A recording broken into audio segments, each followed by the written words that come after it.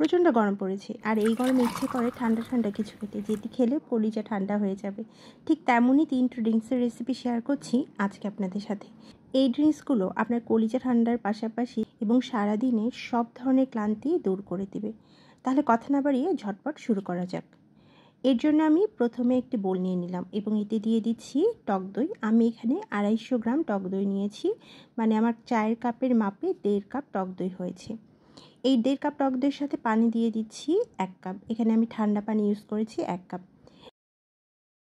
দিয়ে দিচ্ছি হাফ চা চামচ লবণ, দিয়ে দিচ্ছি 4 চা চামচ চিনি। চিনির পরিবর্তে কুশারের গুঁড়ো দিতে পারেন। এরপর দিচ্ছি সামান্য একটু বিট লবণ, মানে 1/3 চা চামচেরও কম পরিমাণে বিট লবণ। দিয়ে দিচ্ছি 1/3 চা চামচ গোলমরিচ গুঁড়া। কালো গোলমরিচ গুঁড়োটা এখানে দেওয়া হয়েছে। এরপর একটি ডাল ঘুটনির সাহায্যে এইভাবে ঘুটে নিচ্ছি। এটা চাইলে ব্লেন্ডারে দিতে পারে, তবে ব্লেন্ডার দেওয়ার প্রয়োজন নেই। এরকম একটু ঘুটনি জাতীয় কিছু থাকলে অথবা হ্যান্ড উইক্স দিয়েও ভালোভাবে মিক্সড করে নিতে পারেন। কিছুক্ষণ এইভাবে ঘুটে নিলে ব্যাস তৈরি হয়ে যাবে ঠান্ডা ঠান্ডা এই ড্রিঙ্কসটি। এখন একটি কাঁচের গ্লাসে অল্প পরিমাণে বরফ কুচি দিয়ে দিচ্ছি। দুটোতে আমি 6 থেকে 7 টুকরো বরফ কুচি দিয়েছি। এরপর এখান থেকে অল্প পরিমাণে এনে ড্রিঙ্কসটা আমি সার্ভ করব। আপনি চাইলে বরফ কুচি না দিয়েও এই ড্রিঙ্কসটি খেতে পারেন। এই ড্রিঙ্কসটাকে আমাদের আঞ্চলিক ভাষায় ঘোল বলা হয়। টক দই এবং কুশারি গুড় দিয়ে করা হয়। কুশারি গুড় অ্যাভেলেবেল না থেকে আমি চিনি দিয়েই দেখিয়েছি।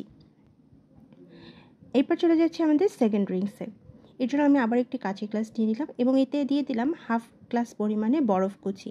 দিয়ে দিচ্ছি 1/3 কাপ লেমন জুস, মানে 3টা লেবুকে আমি এরকম চিপে রস করে নিয়েছি।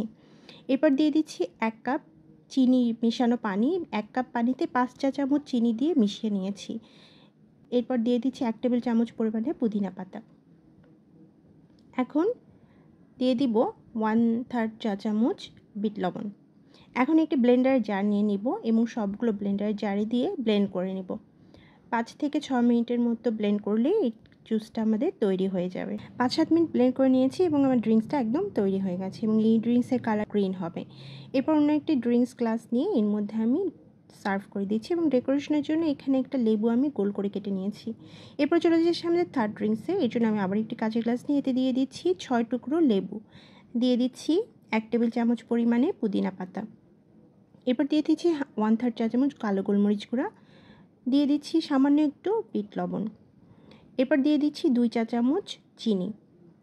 এখন একটি শক্ত জাতীয় কিছু দিয়ে কিছুক্ষণ জন্য এভাবে প্রেস করব। আমি গোল পাশটা দিয়ে করছিলাম, সেটা দিয়ে করা সম্ভব হচ্ছিল, যার কারণে আমি উল্টে সরু পাশ, মানে একটু লম্বা চিকন পাশটা দিয়ে এইভাবে একটু জোরে জোরে প্রেস করছি। এতে করে লেবুটা রস বের হয়ে চিনিটা মিক্সড হয়ে যাবে। এরপর এতে দিয়ে দিলাম হাফ গ্লাস পরিমাণ বরফ কুচি। এরপর দিয়ে দিচ্ছি 7 আপ বা স্প্রাইট। এখন একটি চামচ দিয়ে একটু নেড়েচেড়ে দিব যেন মশলাগুলো সব স্প্রাইটের সাথে ভালোভাবে মিক্সড হয়ে যায়। এভাবে একটু নেড়েচেড়ে দিয়ে মিক্সড করে নিলাম। ব্যাস তৈরি হয়ে গেছে আমাদের থার্ড ড্রিঙ্কসও। এবং ডেকোরেশনের জন্য আমি এখানে দিয়ে দিচ্ছি আরও কিছু বরফ কুচি এবং একটু পুদিনা পাতা। যে অসহ্য গরম পড়েছে তার মধ্যে শুধু পানি দিয়ে আসলে তৃষ্ণা মেটে না। এরকম ঠান্ডা ঠান্ডা ড্রিঙ্কস না হলে যেন প্রাণ জুড়ায় না। এই ড্রিঙ্কসগুলো আপনার প্রাণ জুড়ানোর পাশাপাশি শরীরের এক ক্লান্তি দূর করে দিবে। আশা করছি আপনাদের কাছে ড্রিঙ্কসগুলো অনেক বেশি ভালো লাগবে। এই ড্রিঙ্কসগুলো কেমন লাগে তা কিন্তু অবশ্যই কমেন্টস করে জানাতে ভুলবেন না। আমার কাছে সবচেয়ে বেশি ভালো লেগেছে এই ঘোলটা, যেটা আমরা সচরাচর গরমের দিনে বানিয়ে খাই। এটা যদি আপনি কুশারি গুড় দিয়ে বানান তাহলে আপনার এনার্জি বাড়াতে সাহায্য করবে এবং অনেক হেলদি একটা ড্রিঙ্কস হবে। যে কোনো জিনিসে আসলে চিনি দিলে সেটা গুণাগুণ নষ্ট হয়ে যায়। যদি চিনি ছাড়া খেতে পারেন তাহলে আপনার স্বাস্থ্যের জন্য অনেক বেশি উপকারী হবে। আজকের মতো বিদায় নিচ্ছি। আল্লাহ হাফেজ।